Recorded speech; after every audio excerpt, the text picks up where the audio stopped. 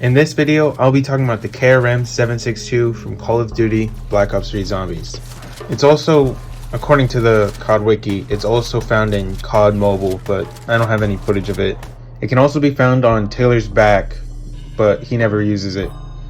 Nikolai also seems to use it in some of the cutscenes within the game, as well as he uses it to kill Ultimus Nikolai.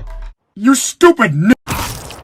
The KRM is a 12-gauge pump-action shotgun that can be bought off the wall for 750 points in Shadows of Evil, The Giant, Drak, Zetsubo no Shima, Gorod Krovi, Revelations, Nox Daron Toten, Verux, Shinonuma, and Origins. It can also be obtained from the harvest pods in Shadows when they're red, or I think also sometimes purple.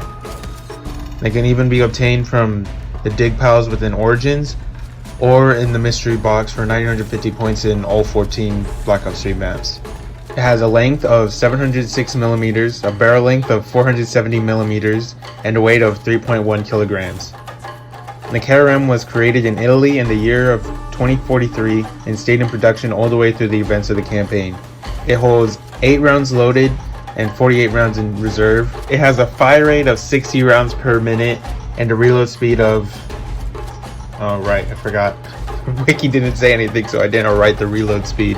Overall, the KRM is a pretty solid weapon for early game, though it's not the best at gaining points. At least it has a pretty cool reload animation. At about round 12 to 14, the gun's damage starts to become garbage, especially if you don't have double tap. But by then, you'll either have gotten a better weapon or unlocked the Uber Springen. Speaking of which, once Pack-a-Punch, the KRM becomes a Dagon's Glare.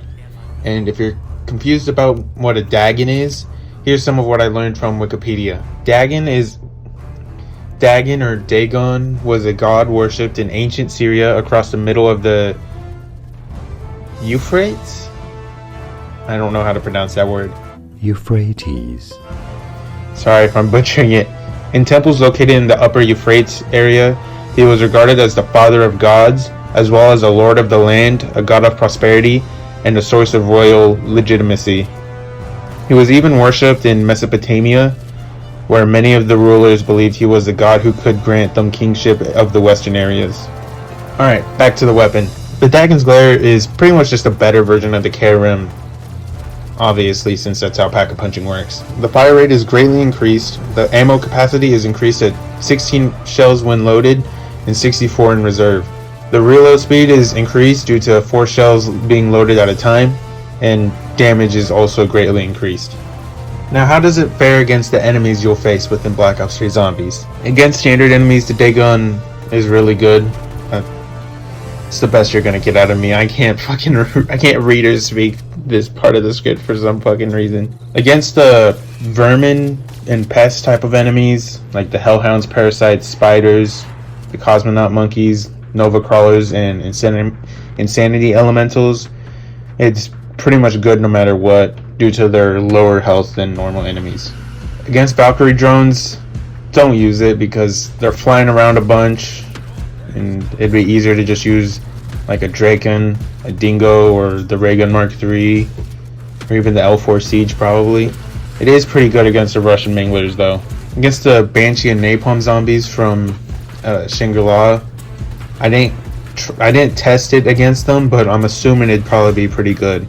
Against the Thrashers, Dagon is kind of inconsistent like most of the weapons, just because of the shit ton of health that the Shreks have in that map. So I'd probably say just stick with the KT4, the Skull, Death Machine, or the Plane Trap. I'm assuming the Dagon is good against the Astronaut and Moon, because I never used it against it. Against Margos and Panzers, the Dagon's Glare cuts through them like a hot knife through butter. Literally, it's pretty much one of the best ways to kill them. Just a couple shots and they're donezo. For what attachments to use, I'd recommend using the laser sight for better hipfire accuracy, the rapid fire attachment for a faster fire rate, and fast mags for faster reloads. For the other 2 attachments, use whichever of the other ones you want, though I use the quick draw attachment and long barrel. For what perks to use, take double tap to deal more damage, speed cola for faster reloads, Deadshot Daiquiri for tighter hipfire spread and the snap aim to the head, and electric cherry, since you'll probably be getting close to most of the enemies while using the KRM and dagging. And then obviously jug, but that's essentially cheating.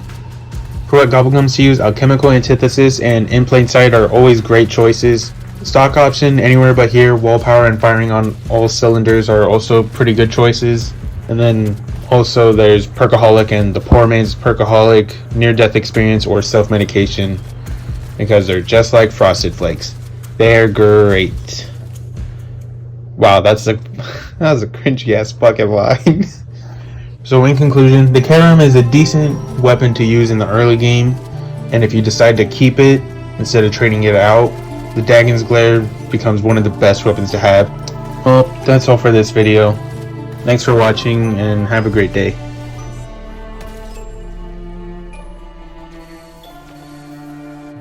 Wait, is that the final zombie? I think. Why it is there a light coming out of his forehead?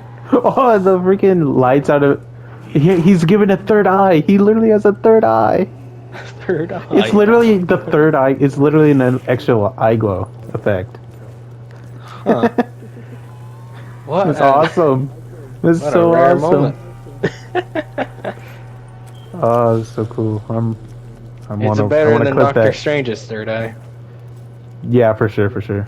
I'm clipping this.